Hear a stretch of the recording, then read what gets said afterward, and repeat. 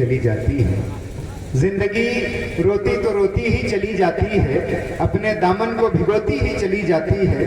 और नेक कामों में कभी देर न करिए साहब, क्योंकि देर होती है तो होती ही चली जाती है। इस कवि सम्मेलन को प्रारंभ होना था कुछ समय पहले, लेकिन काफी विलंब हुआ। जब कोई बड़ा काम होता है तो ये चीजें होती रहती हैं, देर सवेर होती रहती है। और ये सारस्वत अनुष्ठान है, साहित्यिक यज्ञ है, तो देरी होना स्वाभाविक है। लेकिन मैं अब चाहता हूँ कि इस कवि सम्मेलन की शुरुआत की जाए और शीघ्रता के साथ हम आप सब कविता से जुड़े। मैं संचालन की भूमिका में ज्यादा समय नहीं लूंगा, क्योंकि मैं जानता हूँ आप बेराहरा के सब लोग सुधी श्रोता हैं, सब लोग कविता अच्छे से समझते हैं, जानते हैं। ये देवा महादेवा के श्रोता है, सब जानते हैं कविता कैसे सुनी जाती है, कैसे सराही जाती है। श्रद्धेय ओपी वर्मा ओम जी का बड़ा आशीर्वाद हम छोटे रचनाकारों पे रहता है। उन्होंने बताया कि संजय सांवरा हमसे छोटे हैं और मंच का संचालन वही करता है जो घर का अच्छा नहीं कर पाता है संचालन। और आप सब लोग जानते हैं भी फागुन का महीना गया है, 8वां तक हम लोग फागुन ही मानते हैं। अब उन्होंने बताया है, मैं कोशिश करूंगा कि इधर समय मिले तो बाराबंकी जाऊं और आपके घर में सीख के आऊं कि घर का संचालन कैसे किया जाता है। मित्रों, श्रद्धेय महंत जी बैठे हैं, मैं इनके पांव चरणों में प्रणाम निवेदित करता हूं। हम इस दिव्य तीर्थ स्थान पर बाबा साहेब जी के दरबार में आज कविता पढ़ने के लिए आए हैं। ऐसे संतों के चरणों में बैठ के ऐसे तीर्थ स्थानों पे जब कभी कविता पढ़ने का अवसर मिलता है तो हमको ऐसा लगता है कि हम लोग कविता पढ़ने के लिए नहीं, बल्कि अपनी कविता की साधना करें, उसको सिद्ध करने के लिए आए हुए हैं। मैं आपको बहुत बहुत प्रणाम करता हूँ, आप सबकी उपस्थिति को नमन करता हूँ। हमारे मंच पर जितने भी रचनाकार हैं, लगभग 1-1.5 दर्जन कवियों की सूची है। सब एक से बढ़कर के एक वरेण्य साहित्यकार हैं, सब अपनी अपनी विधा में सबको महारत हासिल है। मैं ज्यादा समय किसी की भूमिका में नहीं लूंगा, किसी को भूमिका की आवश्यकता भी नहीं है। ये जब मंच पे खड़े होंगे तो सब अपनी भूमिका बनाने में सक्षम है। मैं सीधे सीधे आप सबको कविता से जोड़ता हूँ और सिर्फ इतना निवेदन करना चाहता हूँ कि जिनकी कृपा से कवि पाते अभिव्यंजना है, मातु वीणा पाणी को प्रणाम लिख लीजिए। और कविता की सरिता बही जो हो के त्वरिता तो लेगी नहीं, पथ पे विराम लिख लीजिए। और सोए मुंह को जगाने आई कविता है बंधु, सो मत नींद को हराम लिख लीजिए। और इतनी ही आपसे विनम्र विनती है प्यारे, यह रात कविता के नाम लिख लीजिए। ये है रात, और आज की रात, आज की शाम अगर आपने कविता का नाम कर दिया तो निश्चित रूप से आपके जीवन की एक यादगार शाम होगी, ऐसा मुझे विश्वास है। और चूंकि कार्यक्रम शुरू होने में विलंब हुआ, मैं जल्दी में इस कार्यक्रम को शुरू करना चाहता हूं, लेकिन मैं चाहता हूं इतनी जल्दी भी न की जाए भाई साहब, क्योंकि कभी कभी जल्दी में बड़ी गड़बड़ हो जाती है। वो एक बार एक घटना हो गई, मैं बताते हुए आपको आगे बढ़ना चाहता हूँ। एक व्यक्ति थे, उनकी श्रीमती जी कहीं बेहोशी की स्थिति में चली गई, पता नहीं किन कारणों से। उनको लगा कि ये निकल ली, उन्होंने तमाम नातेदार रिश्तेदार बुला लिए, लोग उनको लेके चल दिए। लोग कहते हुए जा रहे थे, राम नाम सत्य है, राम नाम सत्य है। जल्दी में जा रहे थे। आजकल जैसे आलू का सीजन चल रहा है गांव में, इसी तरीके से कोई भीड़ का काम रहा होगा, लोग जल्दी में थे, जल्दी लेके जा रहे थे। रास्ते में एक बिजली का खंभा था, अर्थी उससे टकरा गई। अर्थी टकराई तो उनकी बेहोशी टूट गई, वो उठ के बैठ गई। तो सब लोग वापस ले आए। 4-6 महीने बाद वो सचमुच में निकल ली।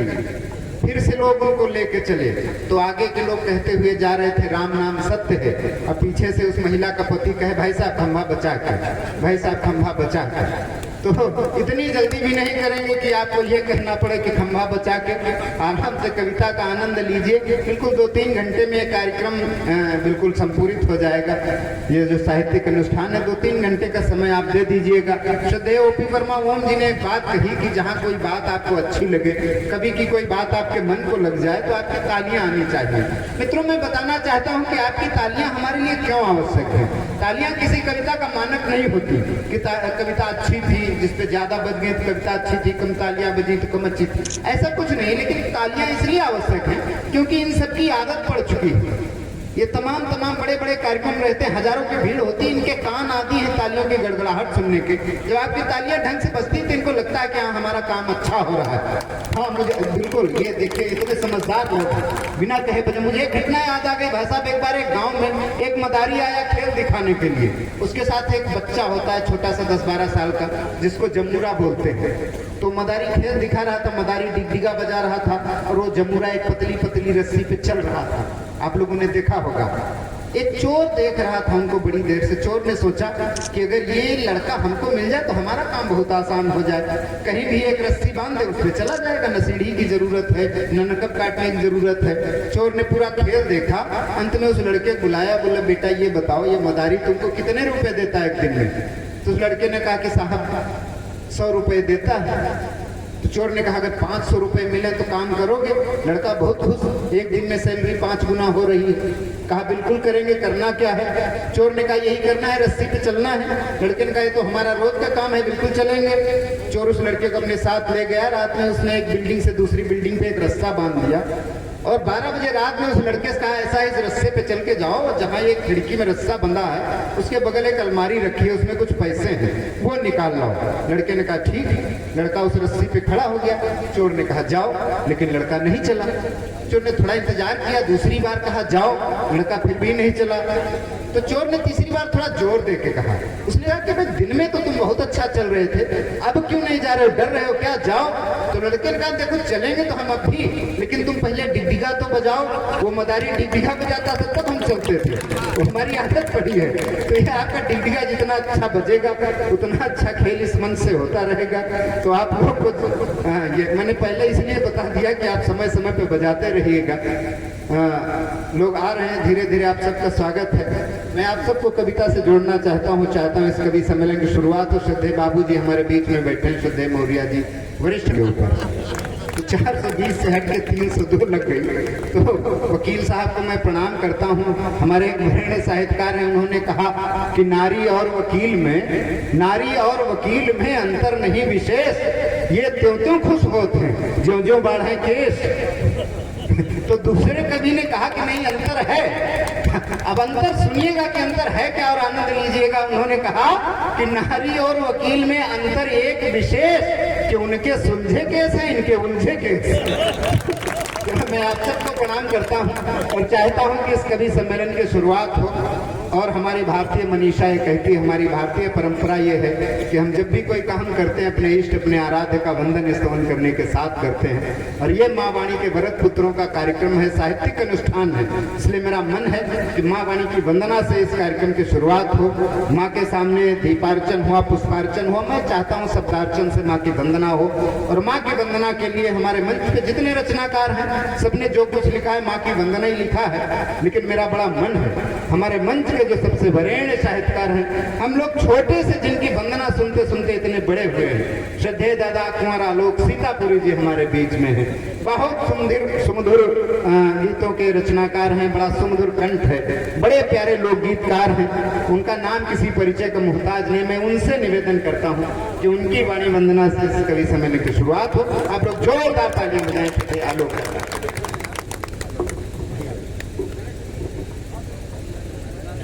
जैसा कि संचालक का निर्देश है, माँ का वंदन करना है। माँ शारदे का स्तवन करूंगा एक गीत से, और मैं ये मंच सफलता के शिखर पर पहुंचे इस कामना के साथ इस गीत को पढ़ना चाहूंगा कि ज्ञान का दीपक जलाने का समय है, ज्ञान का दीपक जलाने का समय है। और शारदा माँ को बुलाने का समय। क्या बात है। मन मयूरे पर मेरी माँ विराजो,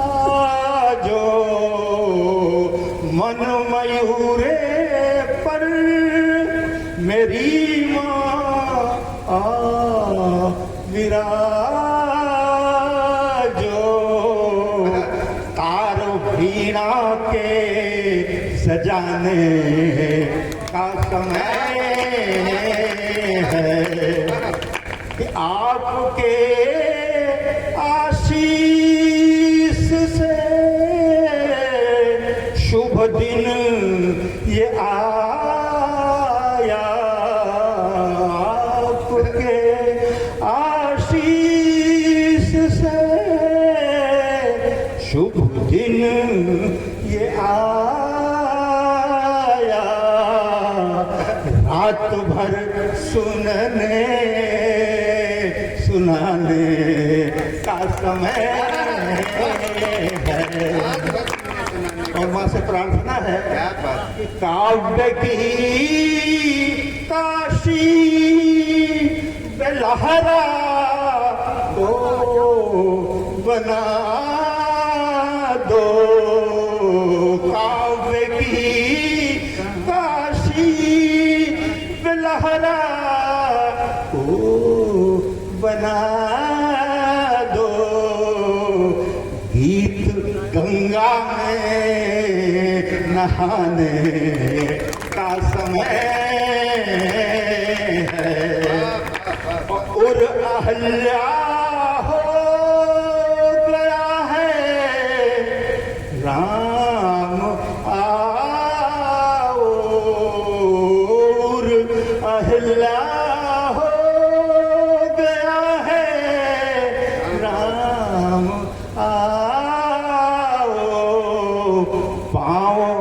पत्थर से छुपाने का समय है, साधकों की साधना,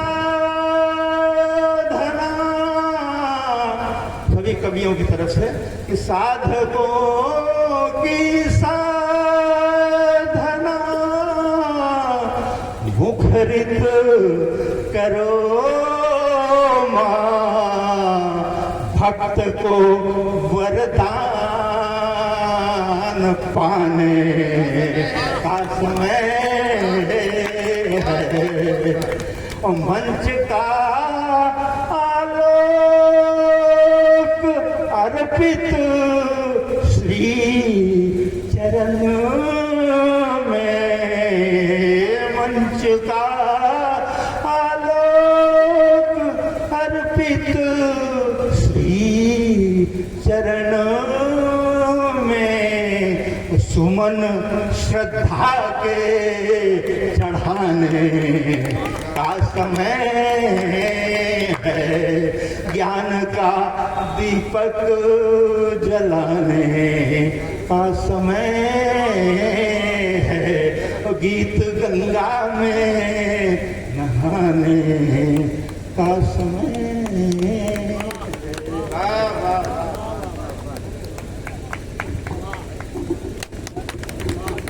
गीत गंगा में नहाने का समय है। बहुत ही सुंदर माँ की वंदना प्रस्तुत की श्रद्धेय दादा कुंवरा लोग सीतापुरी जी ने। एक बार जोरदार तालियां बजा दीजिए। मित्रों, माँ की पूजा हुई, वंदना हुई, अर्चना हुई। मेरा मन है कि मैं पप्पा को भी प्रणाम करता चलूं, क्योंकि माँ की बात हो और पप्पा की बात न हो तो मामला अधूरा रहता है भाई साहब। हाँ, और पप्पा हम आप सब जानते हैं हम लोग किनको बोलते हैं। भगवान गणेश जी को हम लोग गणपति बप्पा बोलते हैं, हमारे प्रथम पूज्य देवता हैं। सबसे पहले उनकी पूजा की जाती है, मैं उनको प्रणाम करता हूँ। और उनको विशेष रूप से इसलिए भी प्रणाम करता हूँ भाई साहब, क्योंकि 33 करोड़ देवताओं में अकेले गणेश जी हैं जो मेरी बिरादरी के हैं। हाँ, अब मैं कुर्मी हूँ, मैं आपको बता दूं कि गणेश जी भी कुर्मी है। अब आप लोग सोच रहे होंगे कुर्मी कैसे हैं? वो हमारे गुरु जी हैं सीतापुर के श्रद्धेय कमलेश मौर्य मृदु जी। अब वो कहा करते थे कि गणेश जी उनकी बिरादरी के हैं। हम लोग पूछें गुरु जी कैसे, तो कहते थे जब शोभा यात्रा निकलती तो लोग जयकारा लगाते हैं, गणपति बप्पा मौर्या, गणपति बप्पा मौर्या, वो भी मौर्या, हम भी मौर्या, तो हमारी बिरादरी के हैं। पिछले दिनों जब मैंने पढ़ा तो पता चला कि गणेश जी मौर्या नहीं कुर्मी है।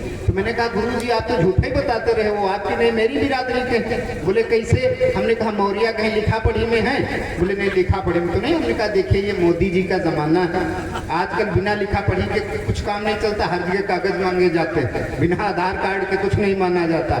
तो बोले अच्छा कुर्मी है लिखा पढ़ी? मैंने कहा बिल्कुल है। बोले कहाँ है? हमने कहा आपने निमंत्रण पत्र पे देखा नहीं होगा, सबसे ऊपर एक श्लोक लिखा रहता है, वक्रतुंड महाकाय कोटि सूर्य समप्रभा निर्विघ्नं कुरु मे देव। तो वो मेरी बिरादरी के देवता हैं, इसलिए मैं उनको प्रणाम करता हूँ। हाँ भाई साहब, अच्छा कुर्मी लोगों का मेन काम क्या होता है भाई साहब? खेती करना। और गणेश जी के पिताजी कौन थे? शंकर जी। और खेती करने के लिए पहले लोग बैल रखते थे, ट्रैक्टर नहीं होता था, तो शंकर जी के पास बैल भी है। और उनके सिर पे गंगा जी है। गंगा जी मैंने खेती के लिए सबसे जरूरी है पानी होना चाहिए, इसलिए गंगा जी भी सिर पे। और जंगल में रहते थे, बिच्छू सांप के बीच में, किसान आदमी वही तो रहता है और कहाँ रहता है। तो वो अच्छा गणेश जी का वाहन चूहा, चूहा वही होगा जहाँ अनाज पानी होगा, खेत खलिहान होंगे, वही तो चूहा होगा। तो ये सब सिद्ध करता है कि गणेश जी कुर्मी ही थे। तो एक बार जोरदार तालियां भगवान गणेश जी के लिए बजाइए। और मैं चाहता हूँ आप सबको कविता से जोड़ूं, इस काव्य यात्रा को आगे बढ़ाऊं, लेकिन उससे पहले हमारे बीच में श्रद्धेय पिंटू सिंह जी की उपस्थिति है। और मैं श्रद्धेय सोनी जी से निवेदन करता हूँ, कहाँ है सोनी जी? अजय पिंटू सिंह जी से मैं निवेदन करता हूं कि वो आए मंच पर, उनका स्वागत माला पहना करके हमारे सोनी जी करेंगे।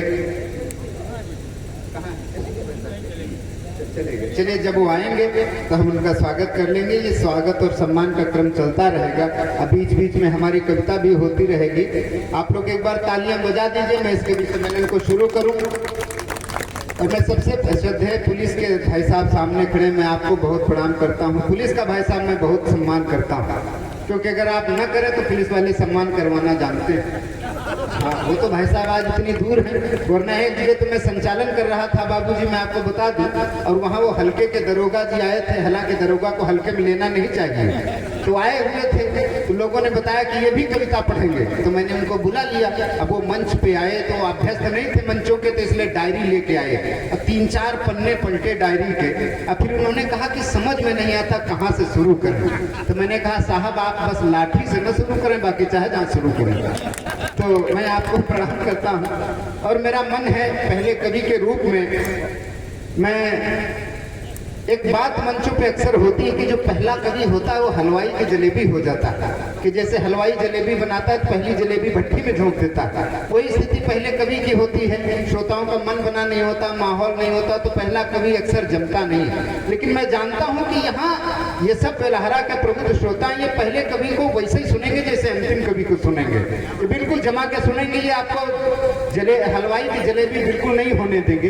ये वो लोग हैं जो जानते हैं कि घर में जब माँ रोटी बनाती है तो पहली रोटी गाय के लिए निकाली जाती है, बहुत पवित्र मानी जाती है पहली रोटी।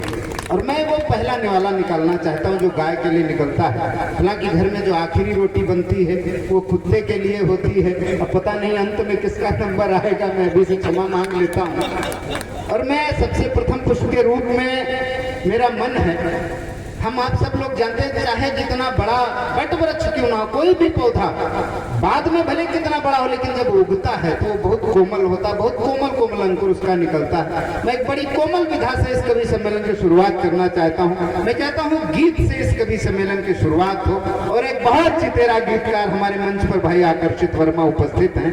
गीत कविता की सबसे कोमल विधा होती है, पूरे मन से सुनिएगा, एक एक बात को आप अपने दिल तक ले जाइएगा, और जब आप पूरे मन से सुनेंगे तो आप मन भर आशीर्वाद भी इसको देंगे। हमारे मंच का एक बहुत लाडला रचनाकार आकर्षित वर्मा, बहुत प्यारा गीतकार, एक बार जोरदार तालियां बजाएं आकर्षित वर्मा के लिए।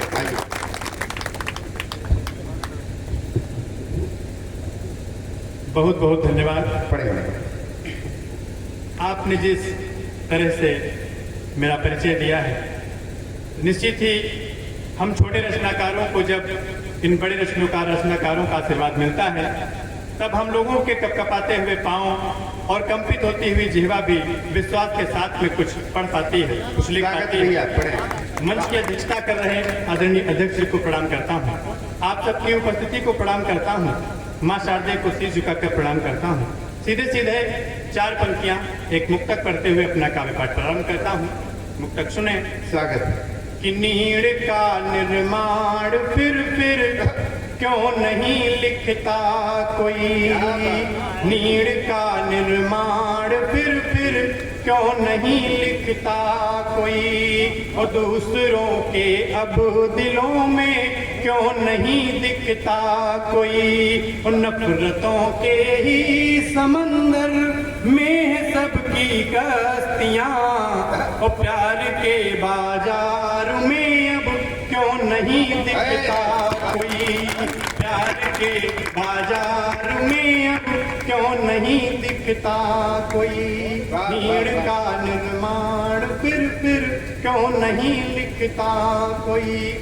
मैं ज्यादा समय नहीं लूंगा, सीधे सीधे आपको एक गजल से जोड़ता हूँ। स्वागत भी है। गजल की भूमिका इतनी सी है साहब, सैनिक और सैनिक की पत्नी की वार्तालाप को मैं कुछ शेरों में रखता हूँ और आप सबके सामने रखता हूँ। सैनिक जो सीमा पर ड्यूटी कर रहा होता है, अपने मुल्क की हिफाजत करता है, तो छुट्टियां व्यतीत करने घर आता है, और जब फिर से वो छुट्टियां व्यतीत करके अपने वतन की हिफाजत करने के लिए सीमा की ओर जाने लगता है, तब उसका परिवार, उसका मोहल्ला, उसके जो गाँव वाले सब उसको विदा कर रहे होते हैं, तो सब बहुत ही दुखित होते हैं, क्योंकि अपने बेटे को, पत्नी अपने पति को भेजेगी सीमा पर तो कुछ दुख दर्द तो होगा साहब, क्योंकि वो सीमा की हिफाजत करने के लिए अपने पति को भेज रही है। तो उसकी पत्नी बहुत उदास है, वो पति उस पत्नी से पूछता है क्या बात है।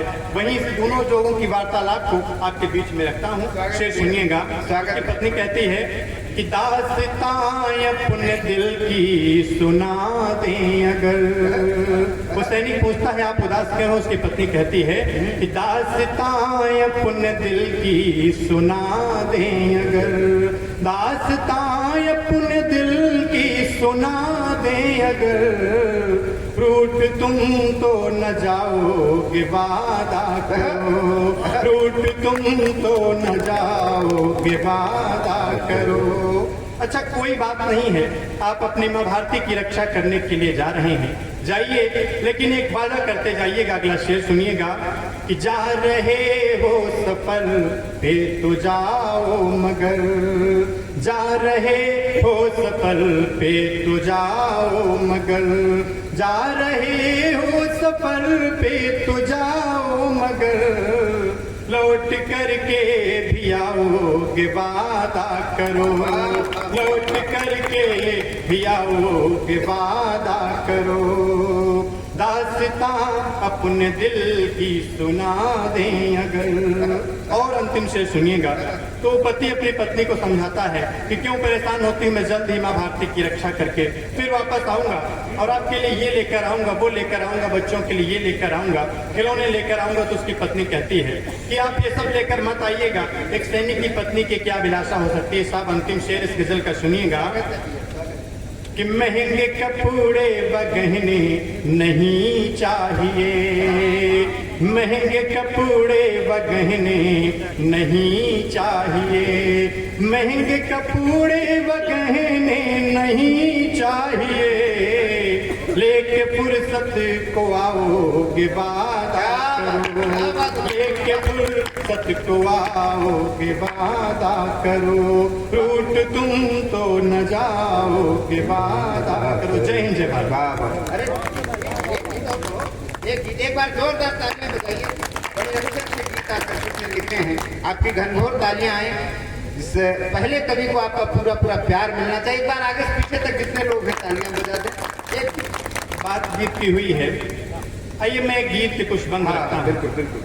कविता आप सब लोगों ने सुनी होगी, कविता किसे कहते हैं, उस कविता शब्द को लेकर मैं कुछ अपने विचार आप तक पहुंचाने की कोशिश करता हूं। सुनिएगा। स्वागत। कि तुम्हारा नाम है कविता, हमारा नाम है कविता, तुम्हारा नाम है कविता, हमारा नाम है कविता, तुम्हारे दिल में है कविता, हमारे दिल में है कविता, कहीं बदनाम तो होती, कहीं सरनाम है कविता, तो सभी के दिल को छू जाए उसी का नाम है कविता, सभी के दिल को छू तू जाए उसी का नाम है कविता। और एक बंद सुनिएगा कि कहीं पर प्रात है कविता, कहीं पर रात है कविता, कहीं पर प्रात है कविता, कहीं पर रात है कविता, कहीं पर रौद्र है कविता, कहीं पर शांत है कविता, कहीं पतझड़ सी होती है, कहीं बरसात है कविता। और पपीहे को मिली जल की वही सौगात है कविता, पपीहे को मिली जल की वही सौगात है कविता। जय हिंद जय भारत। बहुत अच्छे भाई आकर्षित वर्मा जी। और मैं चाहता हूँ अब ये जो चहल पहल है थोड़ी कम हो जाए, जितनी व्यवस्थाएं होनी थी हो गई हैं और सब बहुत अच्छी व्यवस्थाएं हैं। माननीय बीरेंद्र सिंह जी, आपने इतनी जबरदस्त व्यवस्था की आपको कोई चिंता करने की आवश्यकता नहीं। अब आपको ओपी वर्मा जी चाहे जितना इशारा करें, फागुन बीत चुका है, इशारे फागुन में ज्यादा काम करते हैं। अब आप आराम से बैठिए, कविता का आनंद लीजिए। इतने अच्छे अच्छे कवि आपने बुलाए हैं, अब इनकी बात बिल्कुल बिल्कुल मत सुनिए। इनकी बात केवल तभी सुनना जब लिफाफे का नंबर आएगा, वहां जरूर सुनना। आप बिल्कुल मत सुनिए, बाकी बीच में आप कविता सुनिए। हाँ, मैं चाहता हूँ मित्रों, अभी फागुन गया है और 8 तक हम लोग फागुन वैसे ही मनाते हैं, होली मिलते हैं। मैं चाहता हूँ थोड़ा सा आपको हंसाया जाए, गुदगुदाया जाए, उसके बाद इस कवि सम्मेलन को आगे बढ़ाया जाए। हमारे मंच पे एक इतना जोरदार कवि है भाई संदीप अनुरागी, आजकल पूरे देश में उनकी हास्य की कविताओं की धूम है। इतने जोरदार कवि हैं। और मित्रों, हंसाता वही है जिसको अपने अंदर बड़े तनाव होते हैं। या आपको हंसा रहा तो ये मत समझिए ये व्यक्ति भी इतना खुश है, अंदर जिसके बड़े कष्ट होते हैं वही हंसी बाहर निकालता है। तुम इतना जो मुस्कुरा रहे हो, क्या गम है जिसको छुपा रहे हो, तो होता है। अच्छा, इनको तकलीफ क्या है? हमारे मित्र हैं इसलिए हमको पता है। भाई साहब, राहुल गांधी की तरह पिछले दिन उनकी शादी नहीं हो रही थी, बेचारे बड़े परेशान थे। एक जगह से इनकी शादी वाले आए, तारीफ करने लगे लड़की की। लड़की वालों ने बताया, कहा हमारी लड़की इतना पढ़ी लिखी है, ये काम जानती है, वो सब जानती है, कभी कुछ नहीं बोलती, बिल्कुल गाय है। तो इनके पिताजी ने कहा कि फिर तो जोड़ी बहुत अच्छी रहेगी, आपकी लड़की गाय है और हमारा लड़का बैल है। तो उसके बाद इनकी शादी हो गई। भाई साहब तब से थोड़ा प्रसन्न रहने लगे हैं। हाँ, पिछले दिनों में इनके घर चला गया, तो जब घर गया तो इनका घर का दरवाजा अंदर से बंद था। मैंने सोचा कुंडी खटखटाऊं, मैं कुंडी खटखटाने वाला था, तब तक अंदर से इनकी आवाज आ रही थी, मैं थोड़ा रुक गया। तो ये अंदर जोर जोर से कह रहे थे कि सुनो, कल से मैं खाना नहीं बनाऊंगा। तो भाभी जी ने कहा चलो मत बनाना। इनका नहीं, और सुनो, कल से कपड़े भी नहीं धोऊंगा। तो उनका चलो कपड़े भी मत धोना। इनका नहीं, और सुनो, कल से झाड़ू भी नहीं लगाऊंगा। तो भाभी जी ने कहा देखो ना, तुम कल से खाना बनाना, न कपड़े धोना, न झाड़ू लगाना, कुछ मत करना, लेकिन बेड के नीचे से तो निकलो। इतना जोरदार व्यक्ति। मैं अंदर गया, मैंने इनसे पूछा कि भाई साहब इतना क्यों डरते थे? तो इन्होंने भाई साहब जो 4 पंक्तियां बताई वो मैं आपके बीच में रखता हूँ। और इन्होंने जो बात बताई अगर आप लोग भी फॉलो करें तो सुख शांति घर में निश्चित रूप से आ जाएगी। इन्होंने बताया कि वो चली जाएं तो फिर, वो चली जाएं तो फिर नाक कटाए रखना, और काम शौहर का है बीबी को पटाए रखना, और खाना उसने बनाया, क्या डरते वरते कुछ नहीं है, कि खाना उसने बनाया है तो मांज दो बर्तन, आपका फर्ज है कि हाथ बटाए रखना। तो ऐसा कभी जो घर के सारे कामों में हाथ बटा कर रखता है, मैं उससे निवेदन करता हूँ कि आए और हमारे इस कवि सम्मेलन में अपना हाथ बटाएं। आप लोग जोरदार तालियां बजाएं भाई संदीप अनुरागी। बहुत बहुत धन्यवाद। माँ सरस्वती को प्रणाम और आप सबकी पावन उपस्थिति को प्रणाम करता हूँ। निश्चित रूप से ये बहुत ही दिव्य और भव्य मंच है। यह पावन दरबार है, सजा है मंच पवित्र, और पूजनीय स्वामी जी बैठे जैसे विश्वामित्र। मैं निवेदन करता हूँ एक बार जोरदार तालियां बजाइए और इस कवि सम्मेलन को कवि सम्मेलन बनाइए। भाई बहुत अच्छा संचालन कर रहे हैं संजय भाई, हमारे बहुत अच्छे मित्र हैं। अब वो हमारे विषय में बहुत कुछ जानते हैं, हम उनके विषय में बहुत कुछ जानते हैं। एक घटना से आपको जोड़ता हूँ। एक बार हम और संजय भाई कानपुर के एक कवि सम्मेलन में जा रहे थे। संजय जी ने कहा कि अनुरागी रुकिए थोड़ा दाढ़ी बनवा लें। तो मैंने कहा ठीक है। साहब ये नाई की दुकान पर पहुंचे और नाई से इनकी क्या बातचीत हो रही है, 4 पंक्तियां पढ़ता हूँ, आनंद लीजिएगा। स्वागत है। कि एक दिन संजय गए सेविंग कराने हेतु, कि एक दिन संजय गए सेविंग कराने हेतु, नाई था प्रसन्न चित्त खूब हर्षाया है, और नमस्कार होने के तुरंत बाद कुर्सी पे संजय को बिठाया और लोशन लगाया है। तो उसी समय संजय जी ने नाई से सवाल किया, क्या तुमने कभी गधे की हजामत बनाया है? और मुस्करा के नाई ने जवाब दिया संजय जी को, नहीं सरकार, आज पहला मौका आया है। देखिए आप लोग बहुत अच्छे हैं। अच्छा है भाई, अब ये हमारे छोटे क्या? भाई हैं, आप समझ सकते हैं। हाँ, जैसे अभी ये अपना अनुभव बता रहे थे, आपने सुना। एक बार तालियां हो जाता है। क्या बात है। देखिए ये पहली बार कवि सम्मेलन हो रहा है, लेकिन आप लोग इतने प्रबुद्ध श्रोता हैं कि ये लग नहीं रहा है। लेकिन जब कोई काम पहली बार होता है तो दिक्कतें होती हैं। मुझे एक घटना याद आ गई। एक बार एक डॉक्टर साहब एक मरीज का ऑपरेशन कर रहे थे। मरीज बहुत घबरा रहा था, कह रहा था डॉक्टर साहब मुझे बहुत डर लग रहा है। तो डॉक्टर बोले कि डरने की इसमें क्या बात है? तो मरीज बोला डॉक्टर साहब मैं पहली बार ऑपरेशन करवा रहा हूँ। तो डॉक्टर साहब ने कहा इसमें डरने की क्या बात है, मैं भी तो पहली बार ऑपरेशन कर रहा हूँ। तो इसी तरह आप मस्ती के साथ सुनिए, क्योंकि आप जानते हैं जिसकी मस्ती जिंदा है उसकी हस्ती जिंदा है, और नहीं तो आप जबरदस्ती जिंदा हैं। तो अगर आप जबरदस्ती न जिंदा हो तो एक बार तालियां बजाइए और इस कवि सम्मेलन को कवि सम्मेलन बनाइए। स्वागत है भाई। मैं देख रहा हूँ आदरणीय दादाजी बैठे हैं, बहुत मस्त होके सुन रहे हैं। मैं उनको प्रणाम करता हूँ, और उनके सिर में कुछ कम बाल हैं। तो ऐसे ही हमारे काका जी हैं। तो मैंने काका जी से पूछा कि काका जी आपके सिर में कम बाल हैं, आपको कोई दिक्कत उक्कत तो नहीं होती है? तो उन्होंने कहा नहीं बेटा अनुरागी, कोई दिक्कत नहीं होती है। बस सुबह जब मुंह धोता हूँ तो ये पता नहीं चलता है कि मुंह कहाँ तक है। साहब आजकल बच्चे बहुत होशियार हैं। एक जगह मैं गया और इसी तरह कवि सम्मेलन था, छोटे छोटे बच्चे भी कविता सुन रहे थे। मैंने एक बच्चे को बुलाया, मैंने कहा बेटा इधर आओ। वो आया, मैंने कहा तुम्हारा क्या नाम है? बोला टिंकू। मैंने कहा टिंकू तुम्हारी उम्र कितनी है? बोला 9 साल। मैंने कहा तुम्हारे पापा की उम्र कितनी है? बोला 9 साल। मैंने कहा तुम्हारी मम्मी की उम्र कितनी है? बोला 9 साल। मैंने कहा ऐसा कैसे हो सकता है? तो उसने कहा अंकल जी जब हम पैदा भये तभी तो वो मम्मी पापा बने, इसके पहले तो पति पत्नी थे। साहब इतने होशियार बच्चे। मैंने उससे दूसरा सवाल किया, मैंने कहा अच्छा ये बताओ तुम्हारे यहाँ बिजली आती है? उसने कहा हाँ आती है। मैंने कहा बिजली कहाँ से आती है?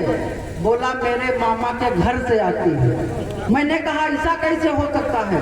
उसने कहा अंकल जी ये हम कुछ नहीं जानते, जब कल रात में बिजली चली गई तो मेरे पिताजी ने कहा फिर काट दिया साल लेने। मैं समझ गया मामा के घर से आती है। साहब इतने होशियार बच्चे हैं। मेरा बच्चा तो बहुत छोटा है और आया मुझसे कहने लगा पापा पापा मेरे क्लास की मैडम बड़ी कंटास हैं। मैंने कहा बेटा संस्कार सीखो, अध्यापिकाएं माँ समान होती हैं। उसने मुझे तुरंत जवाब दिया, कहा पापा आप हमेशा अपने ही जुगाड़ में रहते हैं। साहब इतने होशियार बच्चे, हम आप उतना नहीं सोच सकते हैं जितना बच्चे सोच लेते हैं। एक बार और जोरदार तालियां बजाइए। 4 पंक्तियां पढ़ता हूँ, इसी तरह मस्ती के साथ सुनिए। स्वागत है। होली का समय है। एक बार एक आदमी शराब के नशे में झूमते हुए जा रहा था। तब 4 पंक्तियां पढ़ता हूँ, आनंद लीजिएगा। स्वागत। कि होली हुड़दंग में शराबी जा रहा था पिए, कि होली हुड़दंग में शराबी जा रहा था पिए, रंग बदरंग में अजीब होड़ देता है, और आगे बढ़कर टकराया एक भैंस से वो, माफ करना बहन जी हाथ जोड़ देता है, और फिर आगे एक मोटी महिला से टकराया, गिरा और बोतल वहीं पे तोड़ देता है, और आगे बढ़कर बोला जाने किसकी है भैंस, बांध के न रखता खुली ही छोड़ देता है। साहब ऐसी ऐसी स्थितियां होती हैं। आइए 4 पंक्तियां पढ़ता हूं। एक दिन मैं बाराबंकी कचहरी गया और देखा कि एक भिखारी बैठा हुआ बाबूजी से भीख मांग रहा है। तब 4 पंक्तियां पढ़ता हूं, सुनिएगा। कि एक भिख मंगा बाबूजी से मांगने लगा कि अल्लाह के नाम 10 रुपए दे दीजिए, और बाबूजी बोले कि हट्टा कट्टा है तुम्हारी देह, भीख मांगते हुए जरा शर्म कीजिए, और 10 के बदले में दूंगा 20 रुपए में तुम्हें, चलो मेरे घर और कुछ काम कीजिए। और उस भिख मंगे ने पलट के जवाब दिया, बैठो मेरे साथ रुपए 50 लीजिए। साहब एक बार एक नेताजी ने अपना नेत्रदान किया तो क्या प्रतिक्रिया हुई, 4 पंक्तियां पढ़ता हूँ, आनंद लीजिएगा।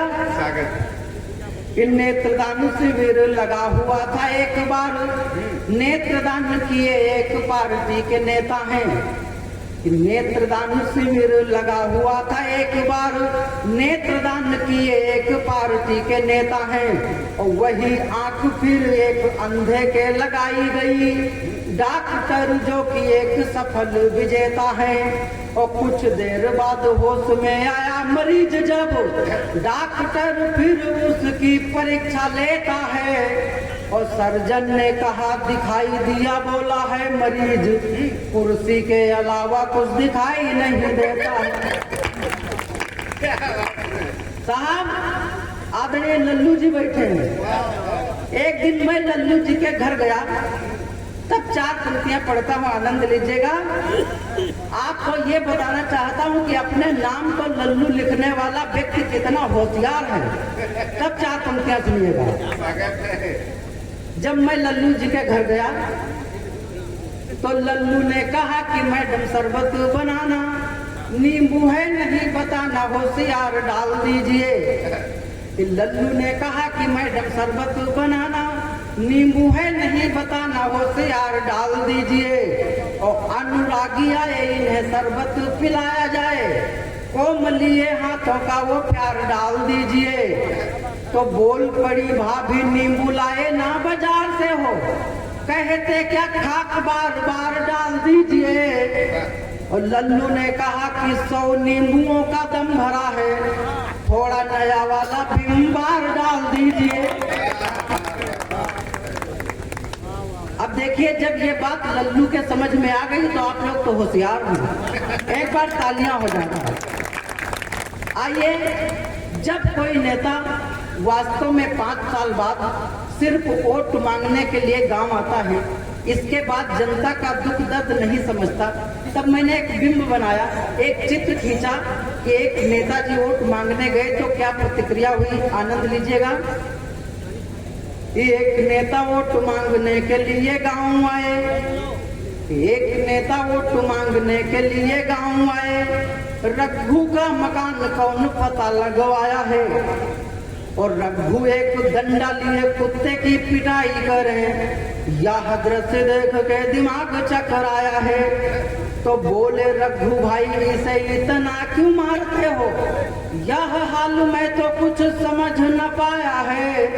और रघु ने जवाब दिया ऊपर उठा के सिर, यह कुत्ता आज 5 साल बाद आया है। आइए एक छोटी सी रचना और पढ़ता हूँ, इसी तरह मस्ती के साथ सुनिए। साहब एक आदमी एक बार भांग खाया और इसके बाद उसकी क्या दशा और दिशा हुई, कुछ पंक्तियां पढ़ता हूँ, सुनिएगा। कि दौआ की भांग खूब जोरदार, दौआ की भांग खूब जोरदार, दौआ की भांग खूब जोरदार, दौआ की भांग खूब जोरदार। तो एक दिन हम वैसी निकल पड़े तो पूरा मजमा जमा रहा है। एक दिन हम वैसी निकल पड़े तो पूरा मजमा जमा रहा है और खूब बड़ा भांग का ग्वाला एक वो शरबत घोरा धरा रहा है। तो महाराज महेवा के बाबा, कहाँ कहाँ के लोग बैठे थे कि महाराज महेवा के बाबा बाबू बाबा पुरवा के 2 जने बसपलिया के 2-3 जने रमपुरवा के।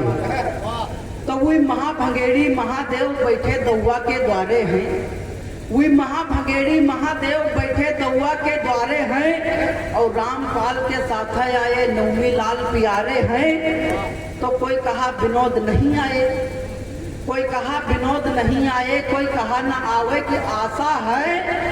नैया माँ धरा चबयाना है, झिल्ली माँ धरे बतासा है।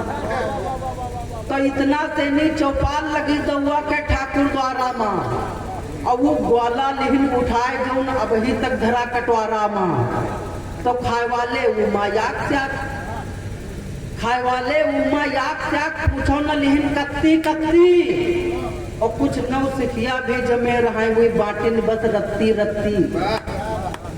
तो कुछ जने घोर शरबत महिहन 2-2 गिलास धकिया गए और कुछ जने दवा की टिकिया पानी के साथ नघाए गए। तो फिर खाए खुई का भांग, फिर खाए खुई का भांग पहुंच गए छोटे अपने घर का है। और जब मालूम भा कि भांग खाइन तो ऐठे बर्रे लड़का हैं। तो लड़का के ख्यातन पातन का कामे का नंबर वो आए गवा और घर में थोड़ा गुड़ खाए लेकिन तो नशा और दुनिया आए गवा। तो फिर झवई माँ चारा लेके, फिर डेलिया माँ चारा लेके हुई गैया वाल सिद्धार्थहीन नांदा के रे धोखे मैहन पुइया माँ चारा डाल।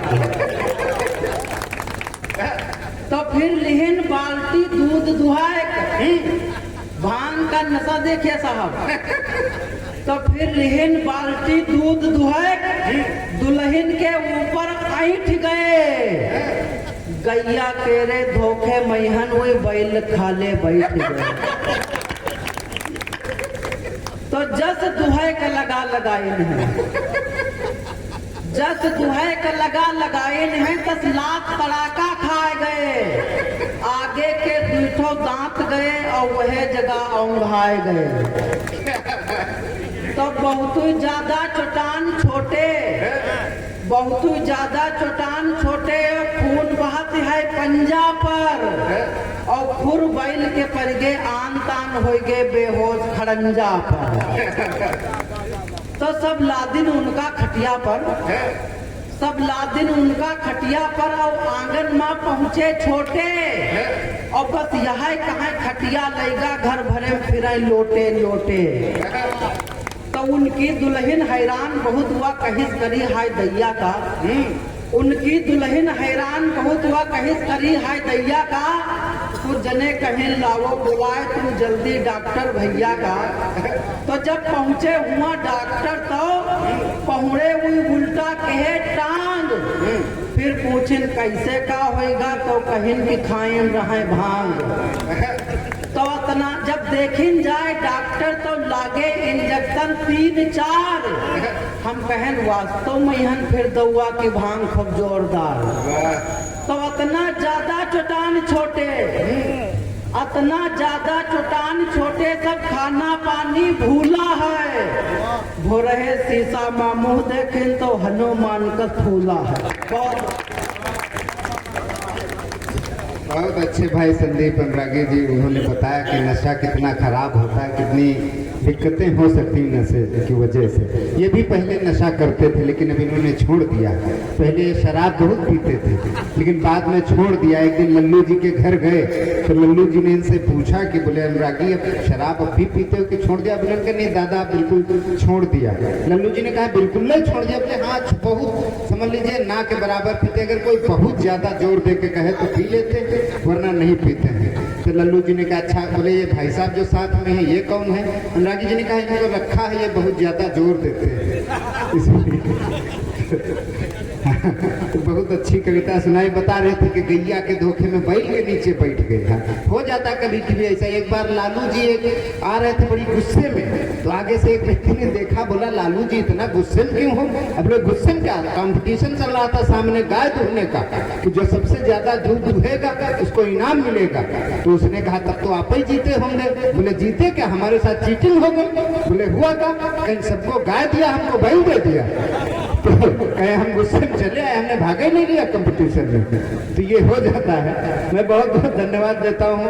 अनुरागी जी ने बड़ी अच्छी कविता पढ़ी और इस बीच में हमारे श्रद्धेय दरोगा जी की उपस्थिति हो गई है। मैं उनका बहुत बहुत स्वागत करता हूँ और हमारे तमाम पुलिस के साथी आए हुए हैं, सबका हार्दिक स्वागत है। मित्रों, पुलिस का काम बड़ा कठिन होता है। हम लोग कहने को कुछ भी कह दें, लेकिन बड़ा मुश्किल काम होता है। हम जब अपने तीज त्योहार पर्व मना रहे होते हैं तब ये लोग ड्यूटी कर रहे होते हैं। अभी हमने होली मनाई, तमाम लोगों से मिले, सब नातेदार रिश्तेदारों के यहाँ गए, लेकिन ये लोग पता नहीं कहाँ के हैं और कहाँ हमारे यहाँ ड्यूटी में लगे हैं। घर भी नहीं जा पाए, अपने लोगों से भी नहीं मिल पाए। बड़ा कठिन होता है भाई साहब। तब हमारे भोपाल के कवि मित्र ने कहा कि पुलिस का कितना महत्व है भाई साहब। चार पंक्तियां सुनिएगा, मैं आपके स्वागत में पढ़ता हूँ। उन्होंने कहा कि शादी हो, बारात हो, पुलिस चाहिए। हर जगह लगता, अब तो बड़ी बड़ी शादियों में पुलिस लगाई जाती, वरना हर फायरिंग हो जाती, तमाम घटनाएं हो जाती हैं। उन्होंने कहा कि शादी हो, बारात हो, पुलिस चाहिए। होली, ईद, बारा वफात हो, पुलिस चाहिए। कोई भी वारदात हो, पुलिस चाहिए। भगवान न करे हमारे देश में ऐसा भी दिन आए कि किसी की सुहागरात हो। मैं आपको प्रणाम करता हूँ और मैं चाहता हूँ अगले कवि के रूप में मैं इस कवि सम्मेलन की धारा को थोड़ा सा मोड़ना चाहता हूँ। आपको अनुरागी जी ने हंसाया, गुदगुदाया। अब मैं इस जो आपके मन को उन्होंने उर्वर बनाया उसमें चिंतन और चेतना के बीज बोना चाहता हूँ। और हमारे बीच में एक ऐसा रचनाकार भाई दीपक दिवाकर, जो कि बिहार की धरती से हमारे बीच में है। और आप देखेंगे कि कोई दीपक दिवाकर कैसे बनता है जब कविता की लौ उसके अंदर जगती है। तो एक दीपक दिवाकर बन करके आपके बीच में आता है। चार पंक्तियां मैं पढ़ता हूं और दीपक दिवाकर को आपके बीच में बुलाता हूं कि स्वप्न के फूलों समय से पूर्व मुरझाना पड़ेगा और शूलियों पर कंठ रखकर सत्य को गाना पड़ेगा। और घोर तप के आवरण में आज उदयाचल ढका है। अरे सूर्य को आवाज मत दो, सूर्य बन जाना पड़ेगा। अरे कैसा ही उदीयमान सूर्य जो आजकल कविता पर अपनी चमक, कविता के मंचों पर अपनी कविता की चमक छोड़ने को बेताब है। भाई दीपक दिवाकर हमारे बीच में है। एक बार जोरदार तालियां बजाइए दीपक दिवाकर।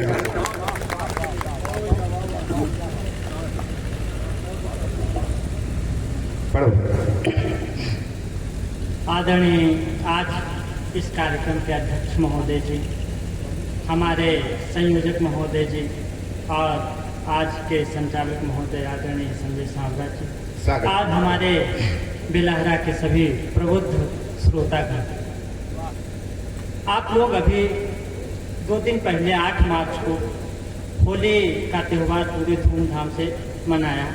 आप सभी को होली की हार्दिक शुभकामनाएं।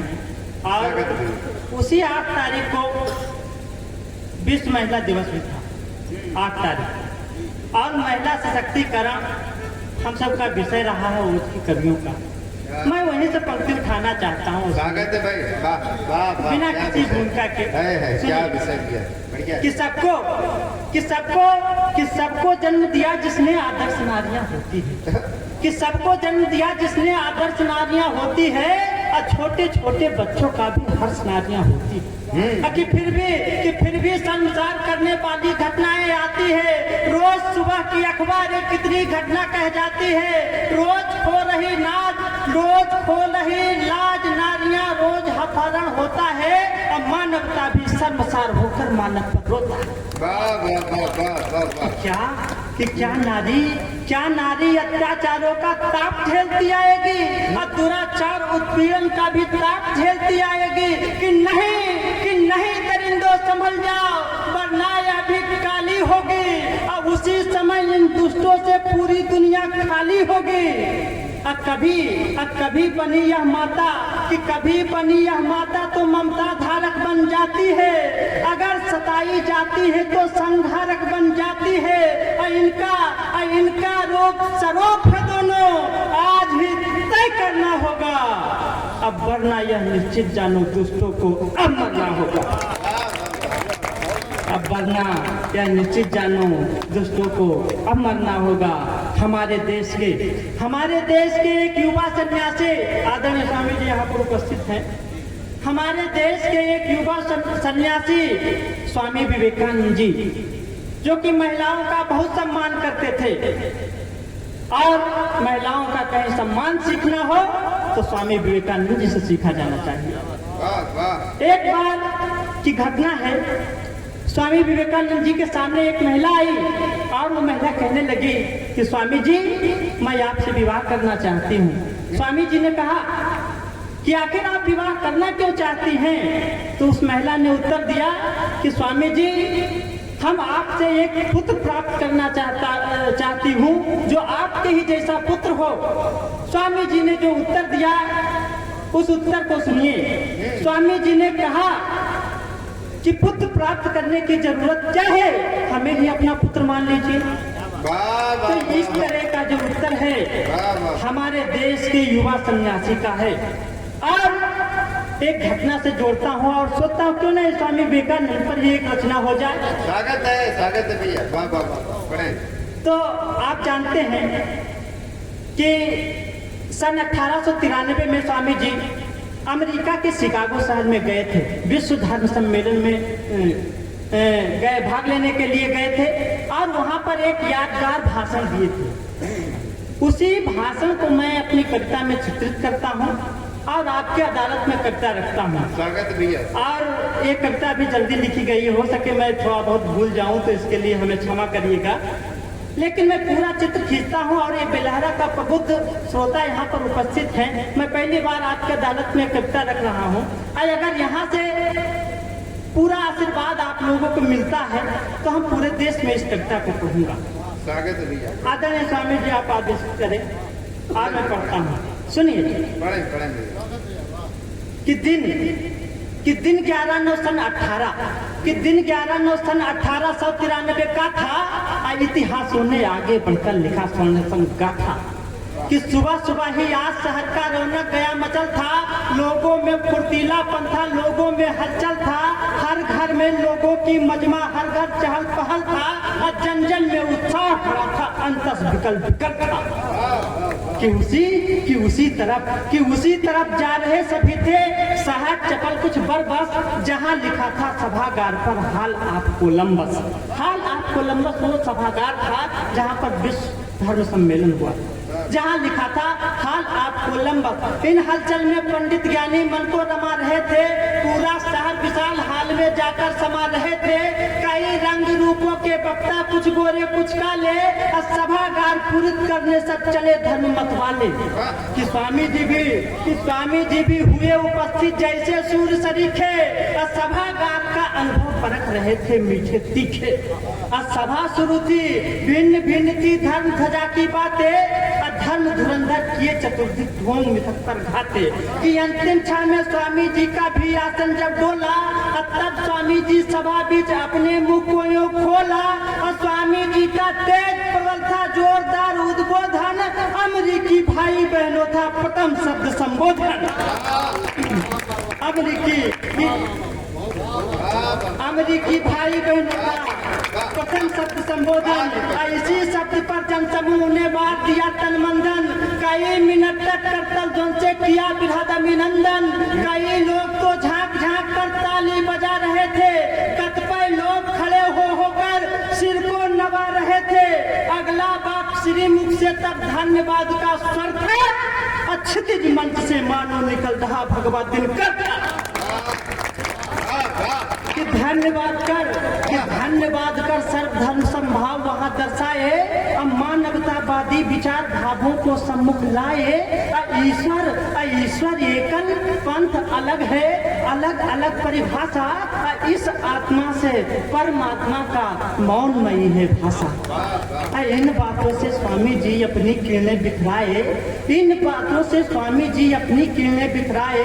सूर्य दिवाकर दिनकर समूह विश्व हृदय पर छाए। मानवता ही श्रेष्ठ धर्म है, यही धर्म का सार। मैं, मेरा यह अहंकार है, यही इस आहार। मंत्र उन्होंने दिया वहाँ सर्वे भवन्तु सुखिना का। संग छद्म की शिक्षा दी वन कुटुंब वसुधा का। मंत्र सरीखे वाक्य हृदय को परिवर्तन करता था। गहन साधना में खो जाऊं अंतर मन करता था। उनकी ही आवाज वहाँ की शांति भग्न करती थी। इस चेतन को ब्रह्म साधना में निमग्न करती थी। सर्व हृदय को विजित कर रहे थे अपने भाषण से। लोग खिंच रहे थे जिनके तेजोमय आकर्षण से।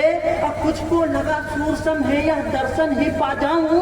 कुछ ने सोचा इन चरणों पे अभिदास बन जाऊं। जिनके मुखमंडल पर आभा सूरज चंद्र अरुण का। जिनकी वाणी में चंचलता पक्षी राज गरुड़ का। मन हो गया हिंदुमय सबका, हृदय हो गया परवश। धन्य हो रहा था सुन सुनकर हाल आपको लम्बा।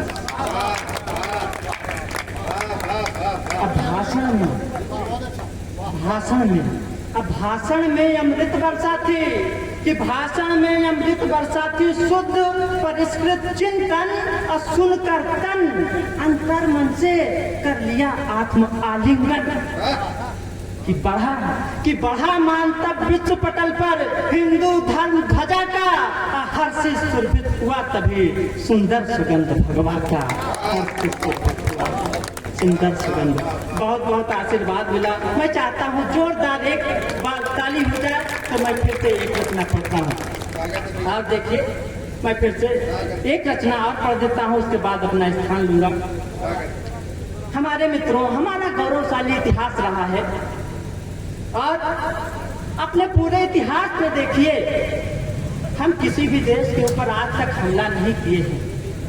लेकिन अगर किसी देश में हम गए तो वहाँ शांति लेकर गए, धर्म लेकर गए, नीति लेकर गए, विचार लेकर गए और अहिंसा लेकर गए।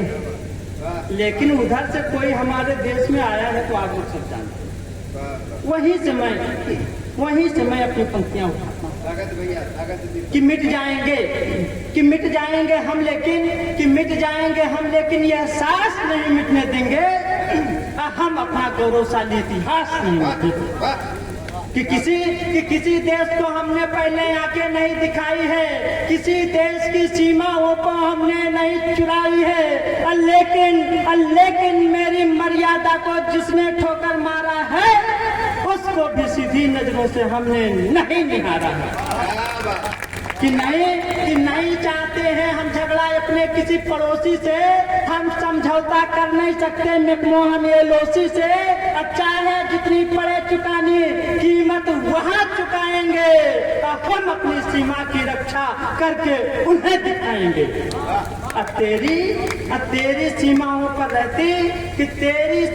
पर रहते बहुत आदरणीय भैया जी का कि तेरी सीमाओं पर रहता ड्रैगन का यदि घेरा है, मेरी सीमा पर भारतीय चीतों का महाबसेरा है। कि जब तक रावण दहन न हो वनवास नहीं मिटने देंगे। हम मिट जाएंगे हम, लेकिन इतिहास नहीं मिटने देंगे। कि मेरी तरफ से हर प्रयास है शांति और समझौता का। आगे बढ़ सम्मान किया हरदम पड़ोस के न्योता का। पर मुझको कोई आंख दिखाए ये मुझको मंजूर नहीं। हनुमान का वंशज हूँ मैं भी कोई लंगूर नहीं।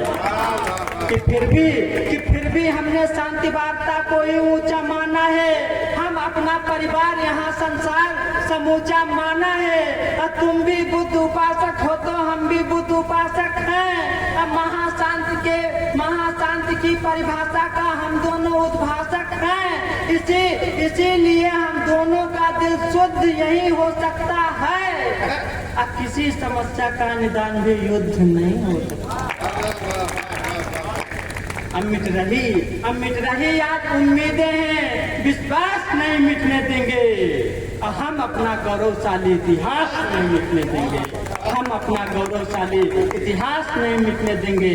कि नैतिकता, आखिरी बन सुनिए, कि नैतिकता कोई हमसे सीखे, कितने हम अनुशासित हैं। किसी देश पर किया न हमला, इससे हम परिभाषित हैं। हम दुनिया वालों को आगे बढ़कर गले लगाए हैं। हमसे दुनिया छीना है, हम नहीं छीन कर खाए हैं। अब फिर भी हम गौरव से जीते अपने देश की माटी पर, और रखते हैं अनुराग हमेशा हम अपनी परिपाटी पर। अब मेरे धर्म सभ्यता को बहुतों ने यहाँ मिटाया है, अब फिर भी हम अद्भुत चिंतन से अपना दीप जलाया है। और नहीं मिटी भारत की गरिमा, ऊंचा गौरव गाथा है। अभी तलक भारत माता के सबसे ऊंचा माथा है। अपने धर्म सभ्यता की हम सांस नहीं मिटने देंगे। अब मिट जाएंगे हम, लेकिन इतिहास नहीं मिटेंगे।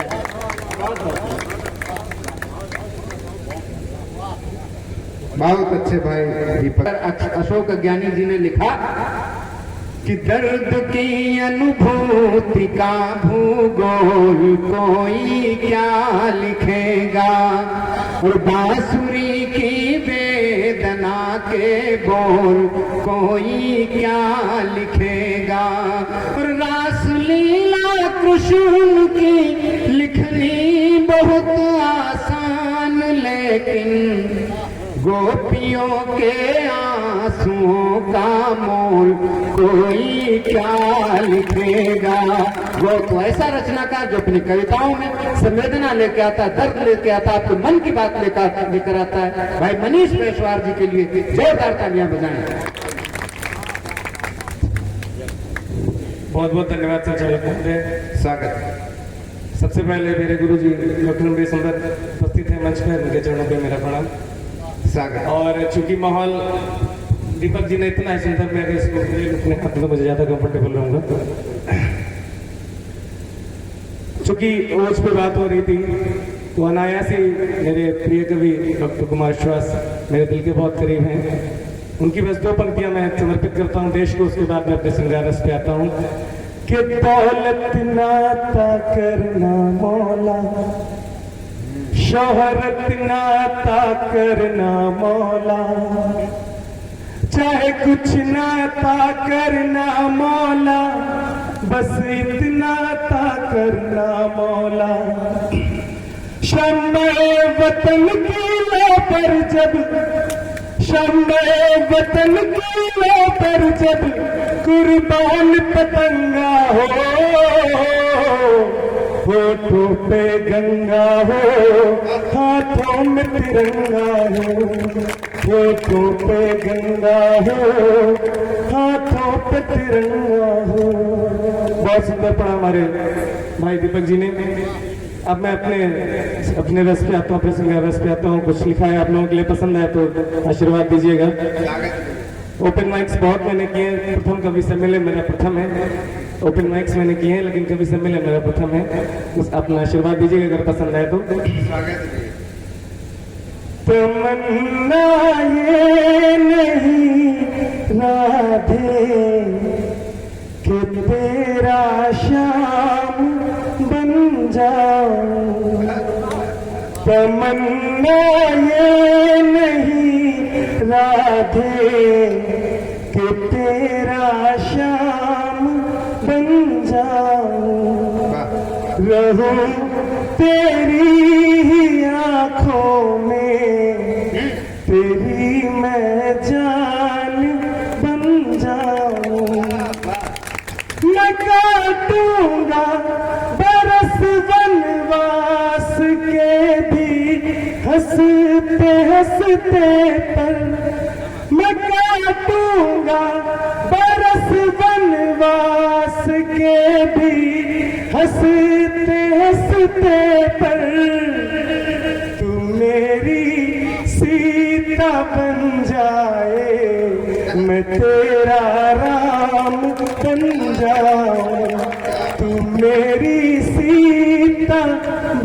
जाए, मैं तेरा राम बन जाऊं। वाह वाह वाह, बहुत बहुत धन्यवाद, बहुत बहुत शुक्रिया, बहुत बहुत धन्यवाद।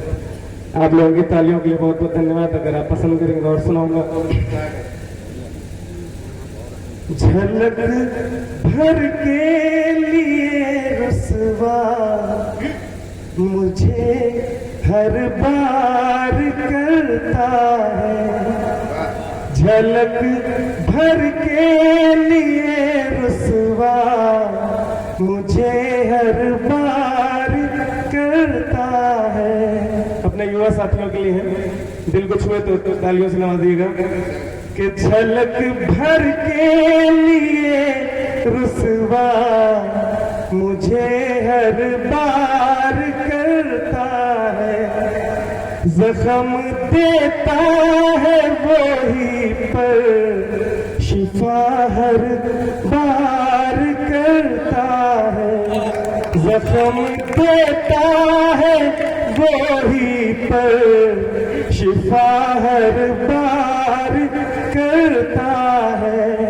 कोई माने न माने पर यकीन है मेरे दिल को ये, कोई माने न माने पर यकीन है मेरे दिल को ये, खफा मुझसे सही लेकिन मुझी से प्यार करता है, खफा मुझसे सही लेकिन मुझी से प्यार करता है।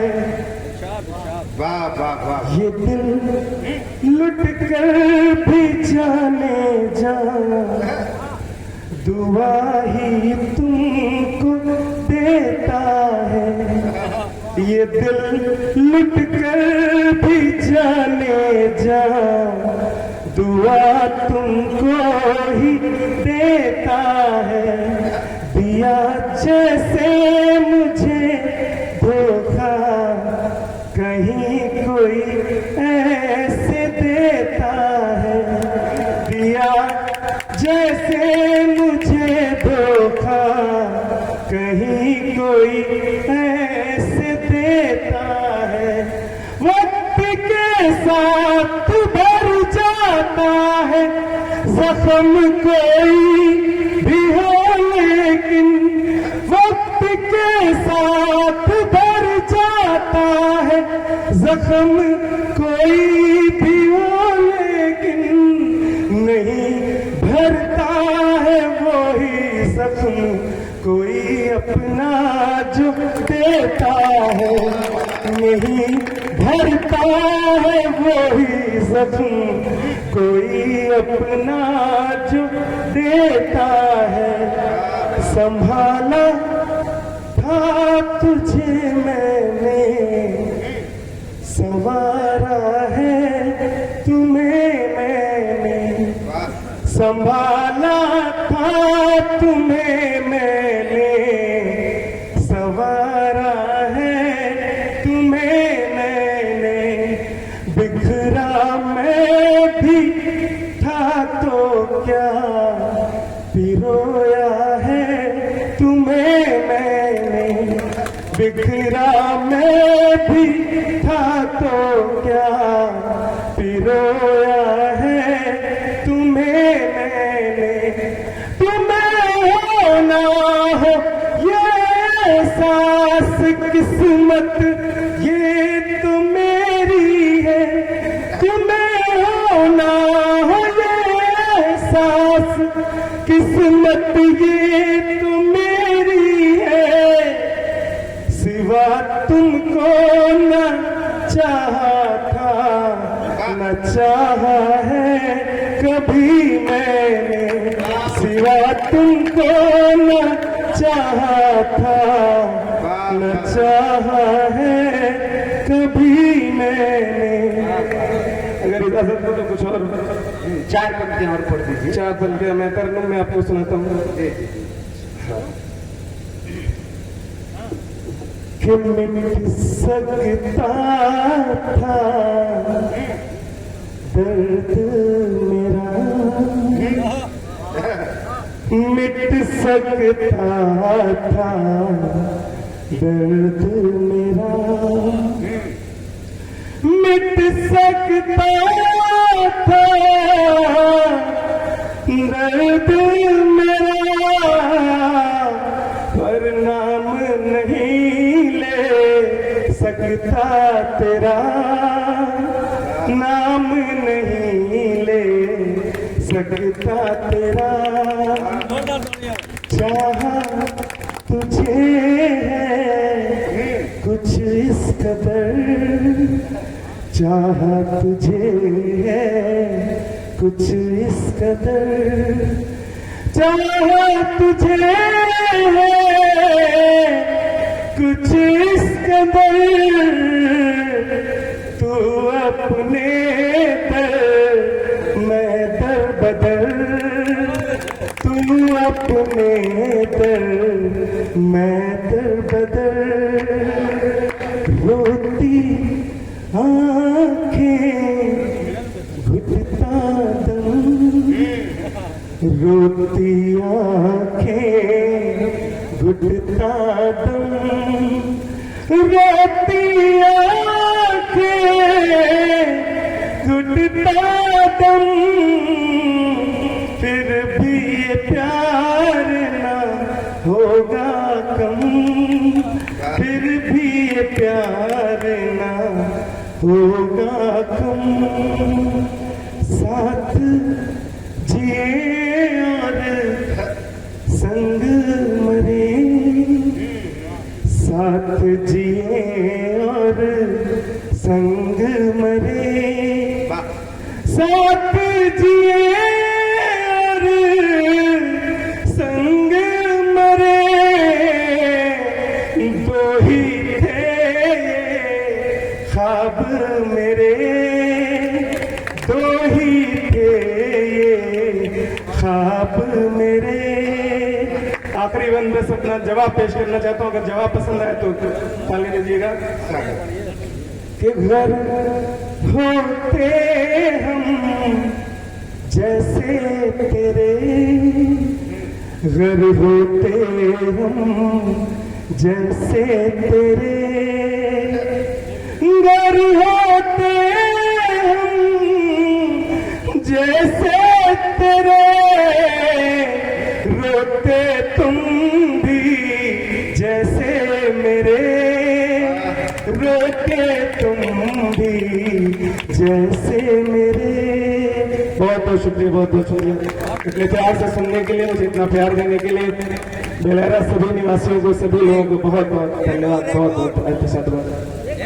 नहीं, मैंने अपनी माँ को खोया तो शायद भावुक हो सकता हूँ, लेकिन कोशिश करूंगा मैं पूरी गजल पूरी करूँ, सभी को पसंद आएगी। ऐसे उन्होंने लिख दिया है जो जन्मों तक नहीं लिखा जा सकता। जितना अच्छा तारिफ फराज ने माँ पे लिख दिया है, मुझे नहीं लगता इससे अच्छा कभी माँ पे कुछ लिखा जा सकता है। अंबर की ये ऊंचाई, धरती की ये गहराई, अंबर की ये ऊंचाई, धरती की ये गहराई, तेरे मन में है समाई माई, ओ माई। तेरा मन अमृत का प्याला, यही काबा यही शिवाला, तेरा मन अमृत का प्याला, यही काबा यही शिवाला, तेरी ममता पावन दाई माई, ओ माई। जी चाहे तेरे साथ रहूं यूं, बन के तेरा हम जोली, बन के तेरा हम जोली, पास ना आऊं छुप जाऊं, यूं ही खेलूं आँख मिचोली। चोली, परियों की कहानी सुना के, कोई मीठी लोरी गा के, परियों की कहानी सुना के, कोई मीठी लोरी गा के, कर दे सपने सुखदाई माई, ओ माई। संसार के ताने बाने से घबराता है मन मेरा, घबराता है मन मेरा, इन झूठे रिश्ते नातों में एक प्यार है सच्चा तेरा, एक प्यार है सच्चा तेरा। सब दुख सुख में ढल जाए, सब दुख सुख में ढल जाए, तेरी बाहें जो मिल जाए मुझे खुदाई माई, ओ माई। एक इसका बंद जो सभी लोग याद करिएगा, जब हम लोग घूम टहल के रात में देर से घर को कभी पहुंचते हैं तब क्या सीन होता है जाड़ों में, कि जाड़े की ठंडी रातों में जब देर से घर को आऊं, जब देर से घर को आऊं, हल्की सी दस्तक पे अपनी तुझे जागता ही मैं पाऊं, तुझे जागता ही मैं पाऊं। सर्दी से ठिठुरती जाए, ठंडा बिस्तर अपनाए, सर्दी से ठिठुरती जाए, ठंडा बिस्तर अपनाए, मुझे दे के गरम रजाई माई, ओ माई। फिर कोई शरारत हो मुझसे, नाराज करूं फिर तुझको, नाराज करूं फिर तुझको, फिर गालों पे थप्पी मार के तू सीने से लगा ले मुझको, सीने से लगा ले मुझको। बचपन की प्यास बुझा दे, अपने हाथों से खिला दे, बचपन की प्यास बुझा दे, अपने हाथों से खिला दे, पल्लू में बंधी मिठाई माई, ओ माई। बहुत बहुत शुक्रिया, बहुत बहुत शुक्रिया। हमारी हमसे पूछती है बोलो, कमाई में से हमारे लिए हो बचाए क्या। बच्चे हमको ये घेर कर पूछते हैं पापा, बोलो बोलो बोलो हो हमारे लिए लाए क्या।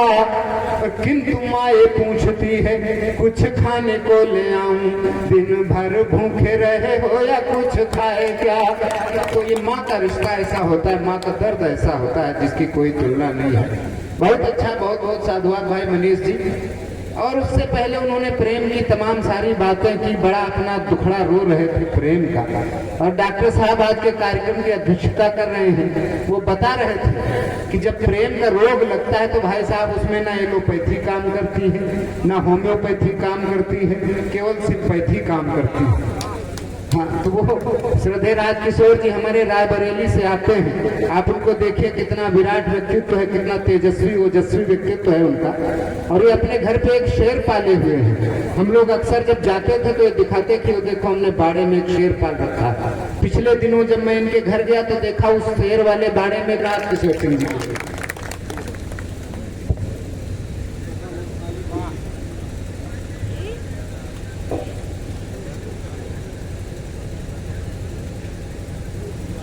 इस कवि सम्मेलन के सम्मानित यशस्वी अध्यक्ष जी, मंच पर उपस्थित माँ बीणा पाणी के परिण पुत्र, समस्त कविगण, कार्यक्रम के सफलतम संचालक, आज हिंदुस्तान के मंचों में जो सफल संचालन उनका रहता है भाई संजय सांवरा जी, कार्यक्रम के संयोजक आदरणीय ओम जी, हमारे बहुत ही घनिष्ठतम मित्रों में से एक हैं।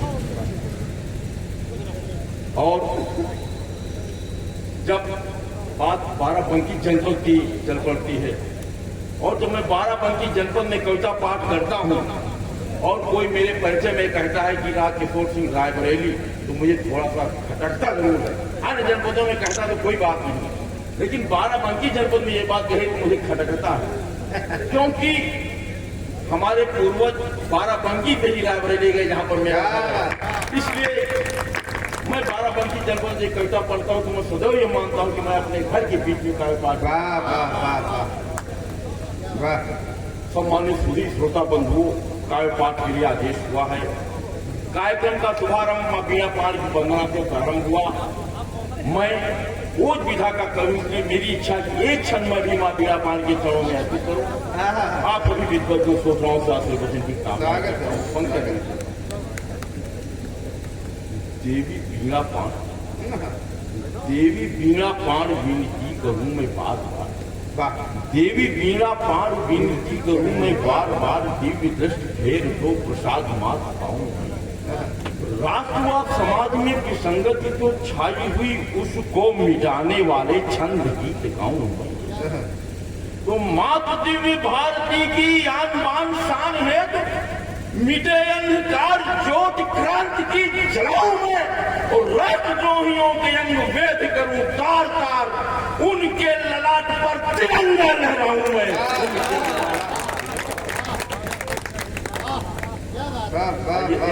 नीतिगत क्षण के माध्यम से बोलने का उपक्रम कर रहा हूं, पंक्ति नहीं करता हूं।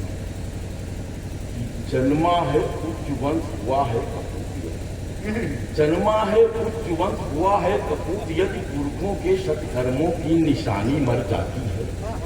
ना जिया मरा कभी स्वदेश व समाज हित, समझो उस योद्धा की जवानी मर जाती है। तो रावण को राम जैसा नायक बताया जहां, ऐसी पट कथा में कहानी मर जाती है। और बकरी के मुख में ना कद्दू है कभी समाता, सत्य बात सुनने में नानी मर जाती है। सत्य बात सुनने में। आइए छोटी छोटी घटनाओं से जोड़ने का उपक्रम कर रहा हूँ। आदरणीय पूज्य महाराज जी यहाँ पर बैठे हुए हैं, और ये सौभाग्य का विषय है कि हमारे प्रदेश का संचालन भी एक महाराज जी ही कर रहे हैं, और एक ऐसे महाराज जी जिन्होंने विगत 40 सालों का रिकॉर्ड तोड़ा है, दोबारा सत्ता में आए हैं। योगी जी दोबारा सत्ता में कैसे आ गए, इसका कारण मैंने खोजने का प्रयास किया।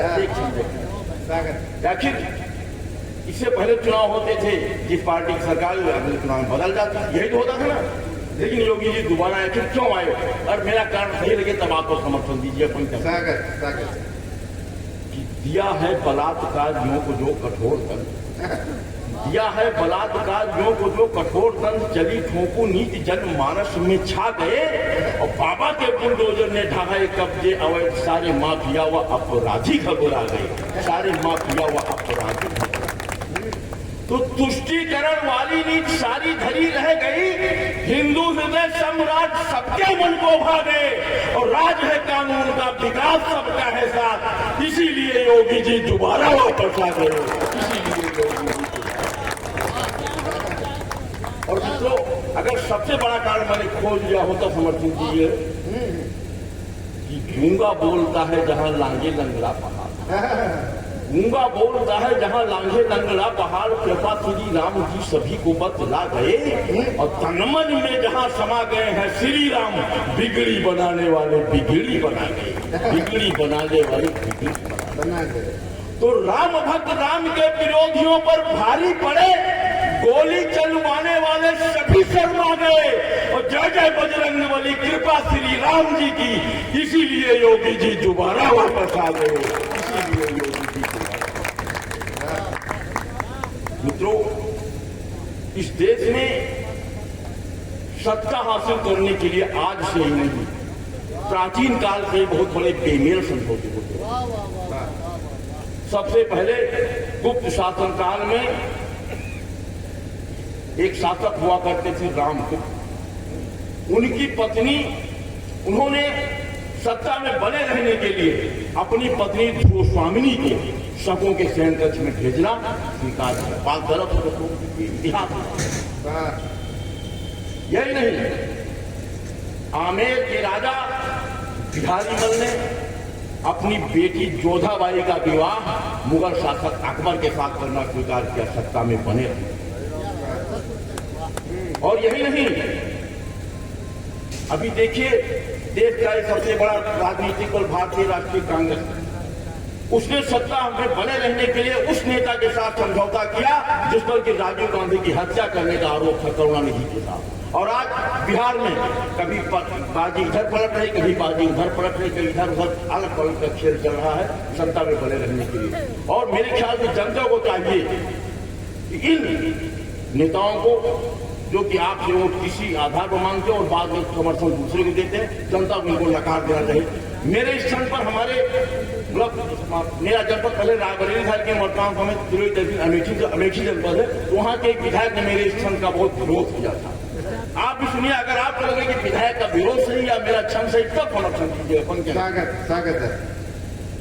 डोली का कहार यदि इनको बनाया गया, डोली का कहार यदि इनको बनाया गया, रक्षक नहीं भक्षक हैं, दुल्हन बेच डालेंगे।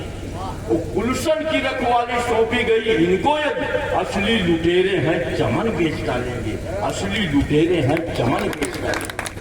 उस सीमा की सुरक्षा वाला भार यदि सौंपा गया, देश के शहीदों का कफन बोल डालेंगे। सत्ता के पुजारी हैं समर्थन के बदले में अपनी मां, बेटी व बहन बेच डालेंगे।